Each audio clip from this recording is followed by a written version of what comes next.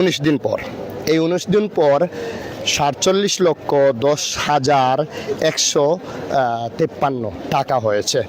আমরা আসলে বুঝের পর থেকে এরকম টাকা গোনা হয়নি, আমাদের চোখে পড়েনি। আমাদের সাবেক ডিসি সারওয়ার আলম মহোদয় যে বিষয়টা আমাদের চোখের সামনে তুলে ধরেছেন, আজকে তারই ধারাবাহিকতায় দ্বিতীয় টার্ম 3 দিন পরে যে টাকা গোনার পরে 19 দিন পর যেটা আজকে সেই টাকাটা 47,10,153 টাকা হয়েছে মোট। তো আজকের যে উন্মুক্তভাবে যে টাকাটা গণনা হয়েছে তার কারণ হচ্ছে একটাই, আপামর জনসাধারণ এই সিলেটের পুরো বাংলাদেশের যে মানুষ আমজনতা গণভোটের মাধ্যমে যে চাহিদা ছিল এই টাকাটা প্রকাশ্য দিবালোকের মাঝখানে ফেলে টাকা গণনা হবে, সেটা আজকে পূরণ হয়েছে।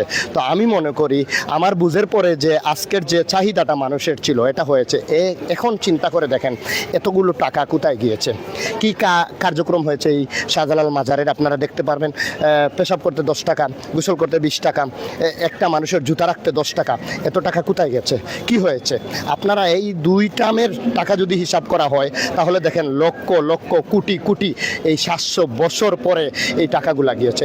মাজারের কমিটি কোন কার্যক্রমে লাগিয়েছে এই টাকাগুলা, কে নিয়েছে এই টাকাগুলা? লুটপাট করে খাওয়া ছাড়া আর কিছু নয়। কারণ এই টাকার পর থেকে হিসাবের মাধ্যমে যদি মনে হয় যে এত কমিটি কেন হয়েছিল, আমি একবার প্রশ্ন করেছিলাম যে শাহজালাল মাজারে কেন ইলেকশনে ব্যালট পেপার ছাপা হয়ে ইলেকশন করা হয়, এত কমিটি রাখা হয়, এত কমিটি এত লোকজন তাকে কে নিয়েছে, কোথায় গিয়েছে? আপনারা একবার চিন্তা করে দেখবেন। সোসাইটি অফ জাতীয় গণমাধ্যম কমিশন মিলে, আম জনতা সাধারণ মিলে আমরা কিন্তু মানববন্ধন করেছিলাম। তখন অনেক সাংবাদিক ছিল আমার সাথে, অনেক সহযোগী ছিল, সহচর ছিল, বড় বড় লোক ছিল। আপনারা দেখেন এই মাজারের পক্ষে আমরা একমাত্র জনসাধারণ যারা সচেতন মহল সবাই চাচ্ছে এই মাজারটা টিকে থাকবে। আমাদের শাহজালালের পুণ্যভূমি আধ্যাত্মিক নগরী সিলেট নগরী যেটা বলা হয়, সেটার কারণ হচ্ছে আমরা মাজারটাকে টিকিয়ে রাখতে চাই।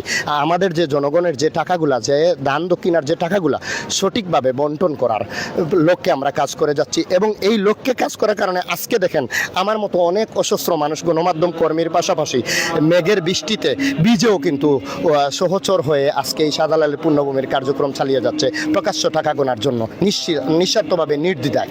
এখানে কোনো পক্ষপাতিত্ব না, আর এখানে মাজারের পক্ষে সবাই।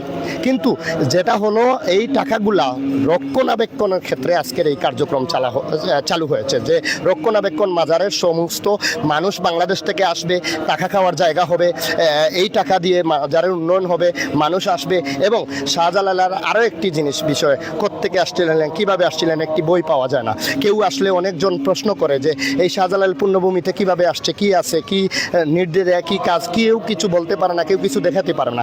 আজকে সেই অবস্থানটা তৈরি হয়েছে, এগুলো আসবে, এই টাকা দিয়ে এগুলাই কিন্তু মাজারে রাখা হবে, মানুষ আসলে স্বাবলম্বীভাবে থাকতে পারবে, খাইতে পারবে। এই টাকার কারণেই কিন্তু মানুষ সুন্দরভাবে জীবনযাপন করতে পারবে। একদিনের জন্য আসবে, এসেই শাহজালাল মাজারে সুন্দরভাবে খেতে পারবে। আর যারা এই কার্যক্রমে বাধা দিচ্ছে তারা মাজার পক্ষের লোক নয়, কারণ এরা লুটে ফুটে খেয়েছে, এরা সিটার বাটপার। কারণ এই কাজে যারা বাধা দেবে এরা কোনো মাজার পক্ষের হতে পারে না, মাজার বিরোধী হেরাই যারা বলতেছে। আপনি যে প্রশ্ন করেছেন সুন্দর, এটা মাজার বিরোধীদের কাজ হচ্ছে হিসাব দিতে চাচ্ছে না।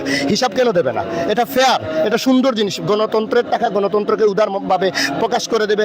মানুষের টাকা সহচর একবারে ক্লিয়ারভাবে আমি কাজ করতেছি, আমি ক্লিয়ারভাবে এটা দিচ্ছি, আমি নিয়ে যাব, আমি হিসাব দেব না, এটা তাহলে মাজারের পক্ষে কিভাবে হলো? মাজার বিরোধী এরা সম্পূর্ণ। মাজার মতে হচ্ছে এই যে টাকাগুলো উঠতেছে, এই যে মাজারে যে টাকাগুলো উঠতেছে, এটা কোন খাতে ব্যয় করা উচিত? এটা হলো মাজারের যারা আসবে, আশেগান যারা টাকা দেবে তাদের থাকার জায়গা, খাওয়ার জায়গা, গোসলের জায়গা। এখানে আসার পরে কাপড় বদলানোর কোনো জায়গা নেই, খাওয়ার কোনো জায়গা নেই, থাকার কোনো জায়গা নেই। তাহলে এই টাকা দিয়ে লাভ কি? 10 টাকা দিতে হয় জুতা রাখার জন্য, 20 টাকা দিতে হয় গোসলের জন্য, পেশাব করার জন্য 10 টাকা দিতে হয়। তাহলে এই টাকা দেওয়ার কারণ হলো মানুষের কল্যাণে কাজ হবে, মানুষ আসলে শান্তিপ্রিয়ভাবে শাহজালাল মাজারে উপভোগ করবে, ইবাদত করবে। এখানে ইবাদত করার মতো কোনো পরিবেশ নাই।